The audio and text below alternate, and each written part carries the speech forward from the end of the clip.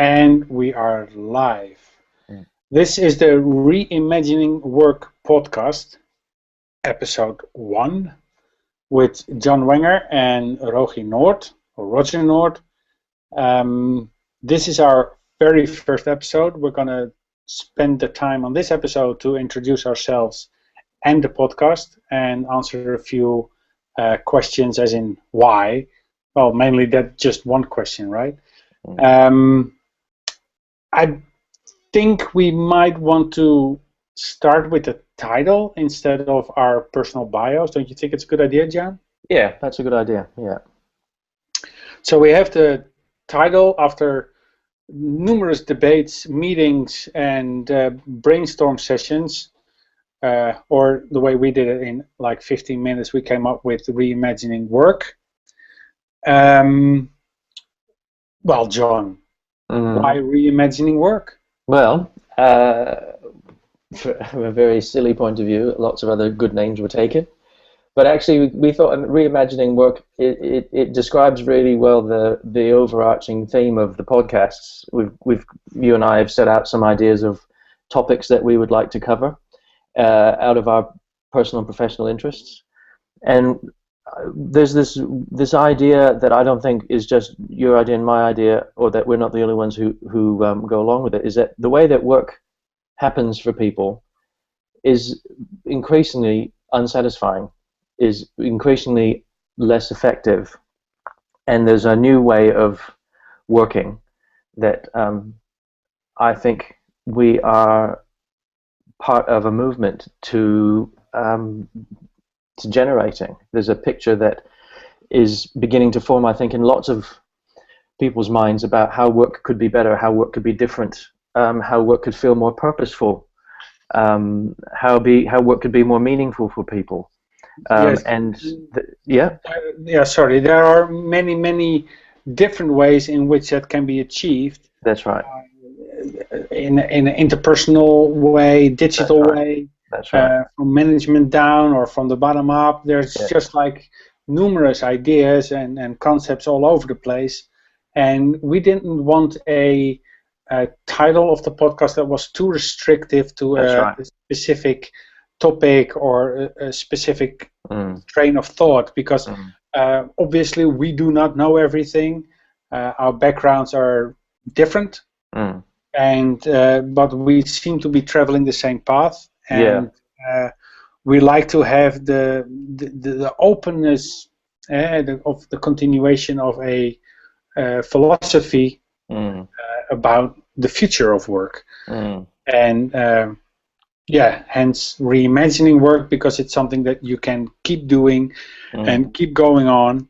And because what you think of for tomorrow might not be as effective as you thought it would be, and then you can change it again. And so we don't want to stick with one specific concept or trajectory, because there's just so much we can do. I think what that last point you just made about how when you come up with a new idea, you'll always find another new idea that kind of comes out of it. That it's not about coming up with one definite thing, which is going to be congruent with how the podcasts unfold. So we're going to be doing some things and trying some things, and we don't presume to have answers. And I think that's the exciting thing about this. Is we're going to be doing this in conversation, which I think is probably core to how the new way of working is going to happen. Is people having conversations. And it's interesting how you and I met. We do have very different backgrounds, I think, but we have something in common, which is we want to reimagine how work happens for people and ourselves.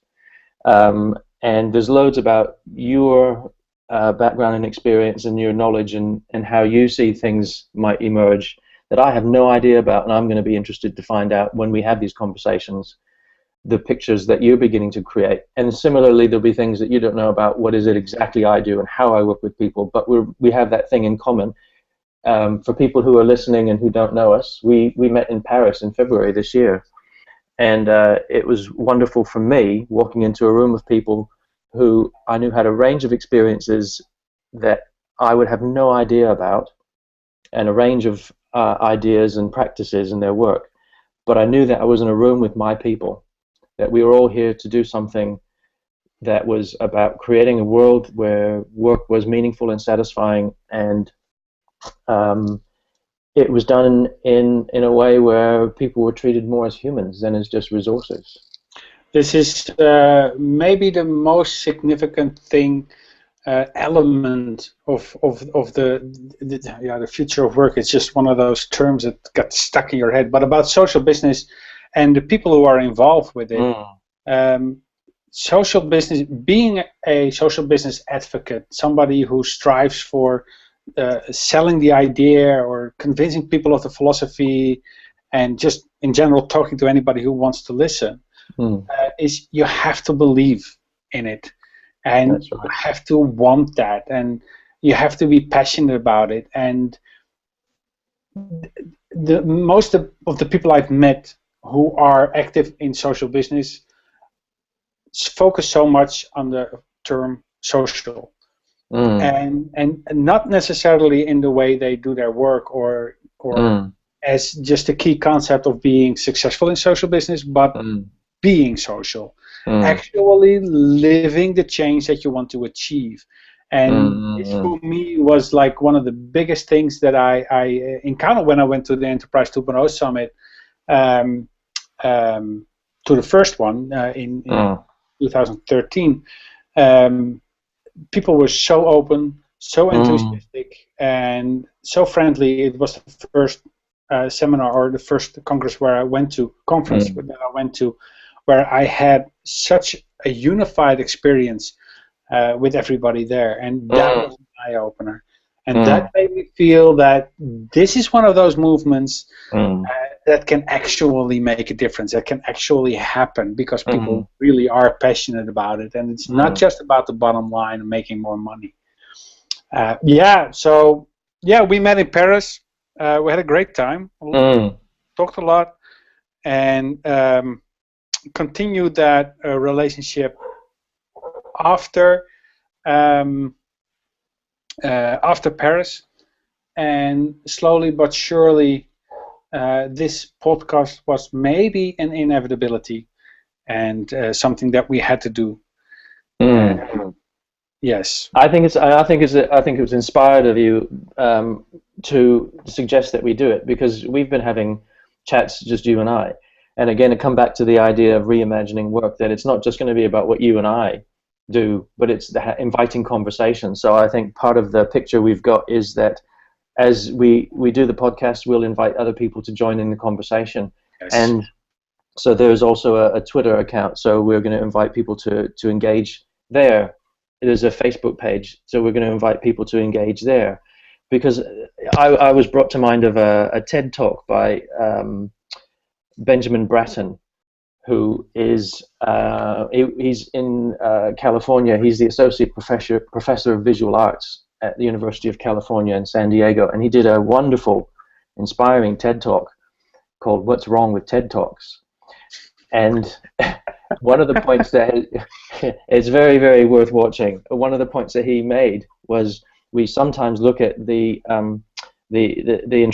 intractable problems facing us in our world and our society as puzzles.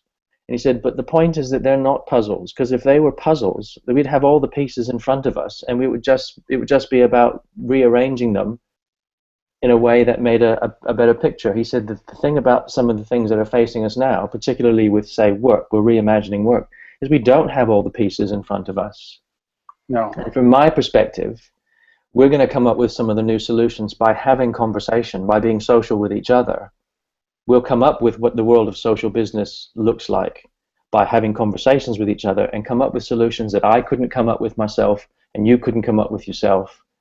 And it's not about having me sitting here by myself trying to create some new models of leadership, say, or models of teamwork, and then saying, please buy my product, please vote for me, I've got the answer. And I think that's the old way of looking at work. The new way is going, I don't have the answer, but I know the sort of thing, I know it when I'll see it, and I'd like to create that, I'd like to co-create that with you. So that's why we're going to have people joining us, and we encourage people to engage with us on reimagining work. So, and we really are reimagining work, and I would like to think that we don't come across as the ones who've got the answers. And we may be very passionate about some of the things that we do in our work and some of the things we believe. And we might have very, very strong opinions about... And I think we will. Yeah. But I think I'd like just to kind of underline that footnote in big bold with yellow highlighter that we don't have the answers, and if it comes across as that presumption, it's not intended. I'm excited about the conversations that might unfold between you and I and the other people that we invite and the other people that engage with us on social media. So that's some of the reasoning behind the Reimagining Work title. Apart from the fact that all the other good names were taken, it's actually a bloody good name. It's actually a bloody good name, and that kind of it's a nice bridge to the topics that we want to talk about. We covered a few. We name social business. We name the future of work, but these are still very broad topics. I like to add some keywords. We're going to talk about communities, how to build them, or what kind of influence they have on a company, or how you can get active in one. We know people who are very good in the field of community growth, and might ask them how to do it, because, like John said, we don't have all the answers, and we are here to learn, and more to learn than to teach, actually, I guess. Yeah, absolutely. Yeah. Let's just create that vessel. So, yeah, the topics are broad. Anything related to the way to work, and maybe this is a nice bridge to, because for me, I mean, if you're talking about a podcast, and we're going to have our social media channels up and running, and a website, and everything is going to be there, obviously, because you have to, and that's okay. And but with that, you have kind of all the technical stuff covered, right? The Enterprise 2.0, the digital, the platforms that we use. Sure, these things are all important. I have an IT background, so I'm very interested in the technology behind all this. But you, John, you are a people person. I was going to say socialist, but that's not it. It's a help me out. Yeah. I think my area is more on the people side of the future of work and reimagining work, on the interrelationships between people, on developing my interest in developing intrapersonal intelligence and interpersonal intelligence, with the two of which are inextricably linked. When you use a word like wiki, my eyes glaze over and I go, I haven't a clue what you're talking about. I've heard the word, but all the technical side of stuff is beyond me, and it's just about the path that I've chosen in my life. And you can't have one without the other. You can't have the technical side of these sorts of things.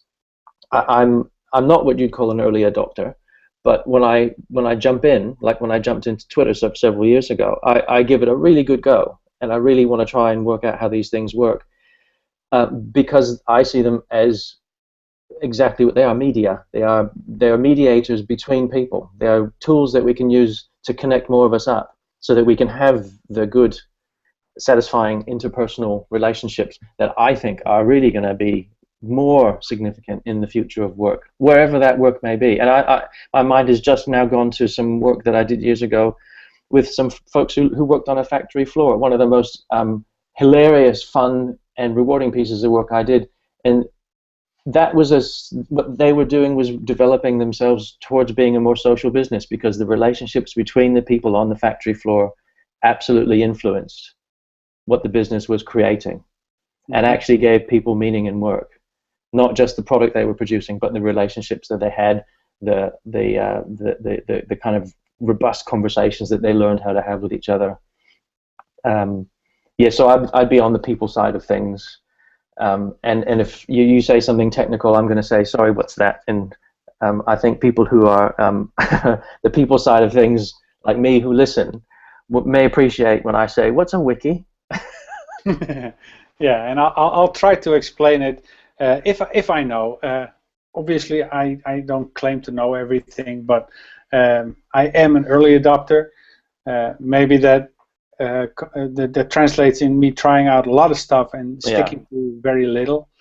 But then again, most of it is not worth sticking to, so we drop that. Yeah. I do think that one of the reasons a podcast like this is possible is because the convergence of the technology and the human aspect of the thing, where people are finally developing in a way where they go like, well, my 9-to-5 job, the way I do it now, it can be everything. There has to be more. That's right. And there is, for a lot of people anyway. And but now we have the technology to support That's right. the ideas that people have, or the path that they want to go, or whatever they can come up with. There's technology to support it, and I think that's the beauty of the time that we're living in. And I think that's going to be like the red thread through the podcast. It is that convergence where technology and humanity finally meet up and is able to create a working environment where we actually just looking forward to going to work. That's right. Yeah, and that's I like that a lot. Yeah. So yeah. I think I had a couple other ideas. Thoughts I had about the title "Reimagining Work" as well. I quite like how we've settled on the verb reimagining, ing, which for me, as an ex-English teacher from a previous life, long time ago, it gives it a sense of something happening, some movement, some action. That it's an unfolding and emergent sort of thing. It's not the reimagined work, but it's the podcasts and the conversations are an ongoing, unfolding, emergent design sort of thing. And I like the fact that we chose reimagining work as an active verb. There's a fair chance that we'll be having this podcast in a couple of years' time, and it still be relevant, and we'd still find subjects to talk about, and we'd still find new guests to invite over, because there's continuously new people coming to the scene and popping up and having all sorts of very smart things to say and to share with us. Our goal is to find as many of those people that we can and get them on board and learn as much as we can from them, grill them, and extract every ounce of knowledge that they have in their brain, and leave them with it when we're done with them. No, it's not that bad. We're not going to. Oh, you mean you're talking about them as resources again, aren't you? Yeah. That are human resource. Yeah. We're going to give them a number, and then they're going to be a name, and then. Yeah, that's right. And we're going to have a list of questions, not a conversation. No, that's right. That's right. We're going to have a questionnaire to fill out, and then we're going to analyze the big data and take it from there. Right. So yeah, this is the Reimagining podcast. We'll also probably we're going to do it we keep doing it in the Google Hangouts. Which means that in the future they're going to be, well, they are live now, it's just that nobody knows about it yet, but if we're going to use this technology in the future, then it's going to be a live podcast, which makes things very much more interesting, and but also viewable for anybody who wants to view it live. Yes, that's right. Maybe can cut in with a question here or there if so inclined. For now, as far as technology goes, our evolution is also something that's going to grow with the size of the podcast. For now, we're just using are not so expensive microphones, and using the technology that's readily available to us, hence a Google Hangout. In the future, we'll be changing up, gearing up, getting more experience, having better equipment, and well, basically, the sky's the limit. Who knows where it'll end? And maybe one day, and hopefully maybe in September, we'll be able to do this podcast in the same room together. That would be exciting. Actually, it's going to be November. Oh, November. Okay. It's been postponed. This year. Okay. But it is this year. It's going to be the 25th, 25th, 26th, 25th, 26th of November. And I'm betting that we're going to do a hangout live during the conference. So that's, I mean, we can have like maybe 8 or 10 or whatever. How many? Yeah, about that. Podcasts under our belt by the time we get to the conference. And I know people, so that's okay. And I know some people that I'd want to involve in the conversation too. Exactly. Yeah. So maybe we'll do a couple of interviews or whatever. Maybe we'll see. The future is unwritten, and we can only imagine what's going to happen. Yes. And that's it for me. And that's exciting. That's exciting. That's exciting. So we've said something about the name and the mostly blank canvas that we'll be filling in as we go. Maybe we should say something about ourselves. We haven't done that. No. We've just hinted at some things, that we come from different backgrounds. And so, age before beauty? Well, then who goes first? I'm hoping you're a little bit older than I am. Yeah. I'm 49.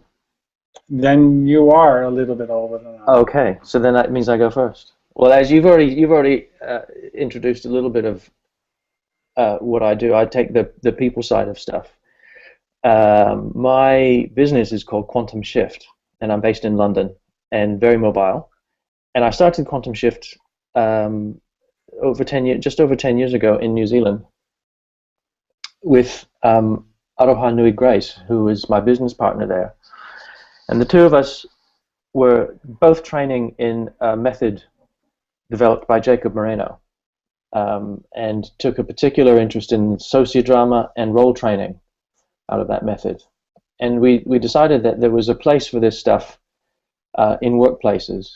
And my work now has come to the point where basically I do leader and team development, but it's a rather unconventional thing because I do use experiential action methods. I use sociodrama and role training. It's very much about developing better sociometry between people that I work with, and sociometry is a term that Jacob coined back in the 1920s or 30s, I forget exactly when, but back in the early part of the 20th century, sociometry is a word that literally means measure of social relationships or connections between people. And in some of his early work, he set out some very dull and complicated and complex diagrams of measures of social relationships. One of the great-great-grandchildren of sociometry is something that I think a lot of people might be familiar with, is social network analysis. They are different things, but sociometry was developed so that people would develop capabilities to relate better with each other. And one of the themes, I suppose, of sociometry, one of the teachings of sociometry is that the quality of an outcome is directly related to the quality of relationships between people who are trying to generate that outcome. Therefore, if you have better relationships, what you try and do together will be more productive, more satisfying, more life-giving. And that's a very fundamental subject that you're touching here, because everything that we're going to talk about in the future starts and ends with people. Yeah, yeah, absolutely. Doesn't matter what kind of technology you have, or what kind of hierarchies you have, or philosophies you have, or processes you have or anything like that. It all begins with people and how they react to each other, how they react in a community, and how the relationship is. So it's very fundamental. Yeah, absolutely, absolutely. And certainly the future of work is going to be more about relationships between people. It's going to be more about the connections, the networks that people grow with themselves, between each other. One of the other things that sociometry teaches us is that there is more that we have in common than that separates us. And so the work, when I'm going in working with people, my intense fascination and curiosity with people is helping them to discover what are the things that they actually have in common that they don't yet know, and using an experiential approach so that people discover that they are more alike than they previously thought, or they have more in common than they previously thought, or there's less need to feel antagonistic than they previously used to believe. And seeing people develop really good, robust relationships with each other, which is, again, an unfolding. It happens over time. And I take delight in people getting to the edges of their abilities with each other and learning how to have those conversations that they're probably quite hungry for, and wanting to know more about each other, but have maybe been a little bit shy or fearful or anxious about exploring a little bit more in the workplace. And again, if we do develop better relationships and connections in our workplaces, for those people who are interested in bottom line, well, that stuff improves bottom line. My interest is far greater than just bottom line. My interest is in humanity coming together, because I think some of the things that face us are pretty shocking. And if we don't get together and start working out how we can be allies with each other, we're going to just be stuck with these things that are beginning to deteriorate our quality of life. We might spend an episode on that too, and we'll try not to rant too much during that episode, and try and keep it a little bit scientific. Yeah. Because it's very easy to get drawn into a shouting competition. Absolutely. As I get closer to 50, I'm finding it easier to rant a little bit less. Though although my passion is not diminished. With me, I learn more and more and more, and the more I learn, the more upset I get. Yeah. Some things that we see, and that's also something that is about social business, and we might want to talk about that in the future too. The effect it'll have on people. Yeah, that's right. We reimagine work and make people, give them the ability to be happy at work, they are going to take that back home instead of the opposite.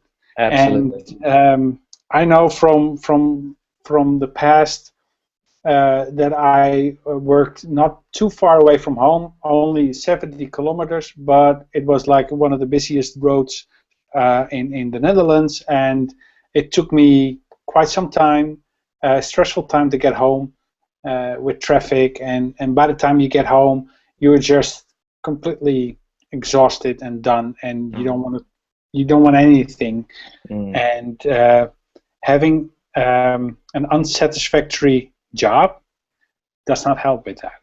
No, it doesn't. No, and if you're like me, and I think you are, where you see connections between things, you'd be sitting in that traffic, and you start to see connections between the traffic and the environment, and unhappy work. Listen to Radio 1 while you're in a traffic jam for an extended period. Yeah. And then draw your own conclusions. And that's right. Yeah, things go on and on. Yeah. So that's what dogs are for. Hey, you take them out for a nice walk. Yes, exactly. For me, I've been active. I left school very early, so I don't have a study of one form or another. I've had many jobs before I settled on a position in IT, where I started out working as a network engineer. And that sounds very nice, but what you do is you reset accounts of people on the network and email accounts and stuff like that. It's not very, for me anyway. And I learned very early on that the hardcore tech wasn't that interesting. I didn't care much for how IP packets are being built up and torn down again. So I started focusing on people earlier on, and created a situation where I was more the business consultant talking with business on the one hand and IT on the other hand, and translating what was said between them. That was interesting. From that, I went into content management and building platforms for people to communicate on, intranets, which we still have.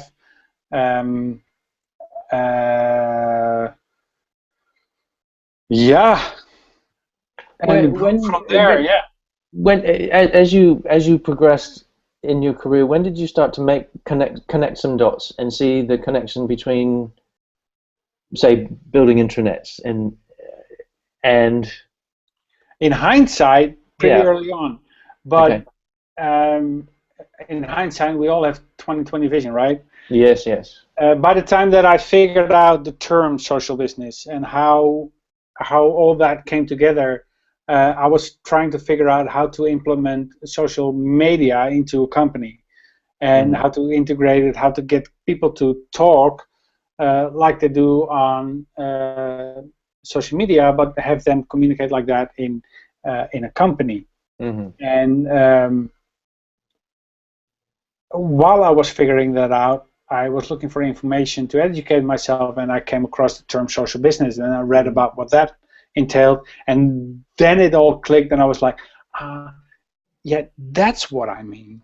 That's what I want. That's what I was thinking about. And then I started thinking about what I had done all those years before, building intranets, training people to communicate, sharing information, building wikis, and all those kind of things. And so, but back then you could already imagine the necessity of people communicating with each other. One of the projects I did was a huge merger between two news outlet newspapers, and I made the intranet where all the information about the merger was shared, and right throughout both businesses.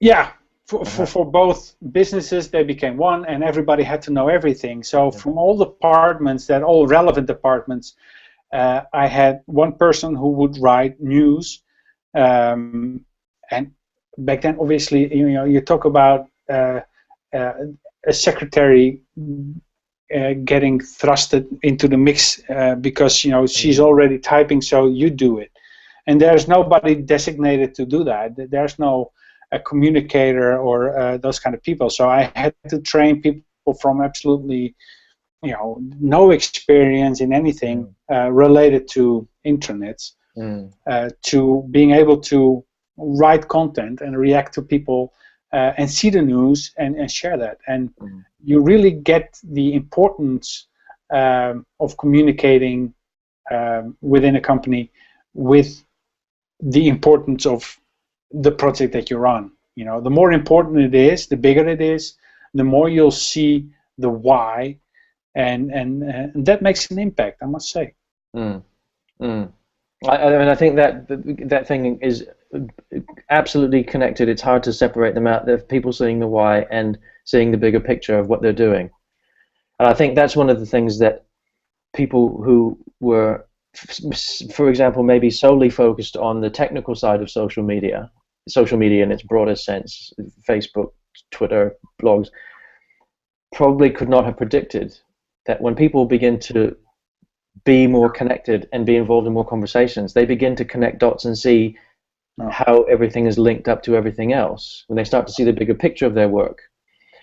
And I think that's part of the future of work as well, of people having more of a bigger picture of what they're doing, because people are hungry for meaning, and they've begun to glimpse the idea that we can have meaning in our work. It's not just a thing we do from 9 to 5, and it's not just a thing we do and become more social with each other, but actually it should be a source of some sort of joy and satisfaction and meaning in our lives as well. that is the thing I think people who are focused on solely the technical side could not have predicted, that people will begin to agitate for more meaning in work. They'll begin to agitate for something that has previously been absent in their working lives. Yes. And we will try and to give as much information about those developments and try to connect the dots with every podcast. So the context for any, even if we just discuss a certain term, but there's always a certain context for it, and the way that it connects with most people that work on the just work basically. Our aim for the length of the podcasts is a half an hour, 30 minutes. We're past that now. Well, I was just actually thinking, we've said something about the name and begun to set the stage. We've said something about ourselves, and I was just thinking, as a kind of rounding up, we've used the expression connecting dots. If we just had a dot from today, I think we've kind of drawn that dot. We've said something about what we aim to do and who we are, and hopefully people have who listen have a bit of a flavor of how you and I relate to each other and the style of the podcasts. Yes. And I thought that it might be a good time to wrap up. Yes. So consider this dot number 1. And it's curious to see what image will grow from all the dots that we put on the paper. Yeah. Okay. Until the next one then. Right? Right. Right. Thank you for listening, by the way. Yes. Because we hope there are going to be people listening, so thank you for listening, listeners. Right. Thank you for your attention. Thank you for your attention. Yeah. And like we mentioned earlier, we're still learning. Yes, absolutely. Until next time. This is Roger and John for the Reimagining Work podcast.